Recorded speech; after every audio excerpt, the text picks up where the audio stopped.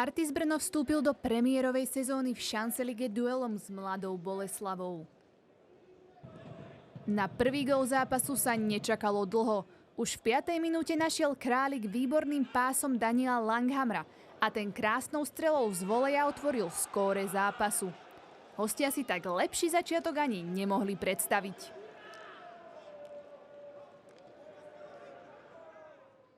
Dôvod na radosť mali domáci fanúšikovia v 19. minúte, keď si po šikovnej práci Papaleleho balón prevzal Kvadri Adediran a ten prudkou strelou k žrdi vyrovnal stav zápasu. Ostrielaný útočník ukázal skvelú formu z minulej sezóny, kde si pripísal 17 gólov. Rýchla odpoveď od hostí prišla len o niekoľko sekúnd na to.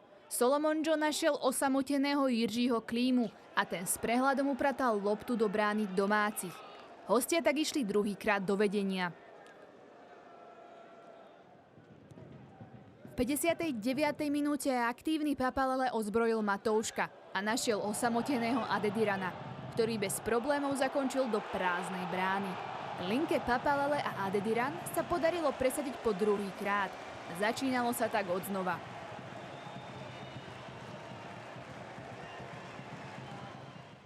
Len o niekoľko minút na to strelu Solomona Johna vyrazil golman Stopenland do priestoru, kde číhal Jiří Klíma. Ten odtiaľ dokázal presne zakončiť a pripísal si tak druhú bránku v zápase. Gólový festival pokračoval v 72. minúte, keď po rýchlej akcii žltých Dávid Kozel krásne zakončil do pravého horného rohu bránky. Hosťom sa tak opäť dýchalo o niečo ľahšie.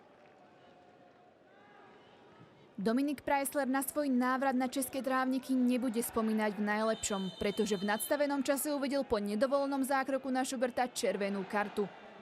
A to bola smutná bodka pre Artis. Premiéra brněnského celku v Chance Lige nevyšla podľa predstav a domáci ostali bez bodového zisku. Naopak tým z Mladej Boleslavy si svoje vedenie ustrážil a domov odviezol 3 body.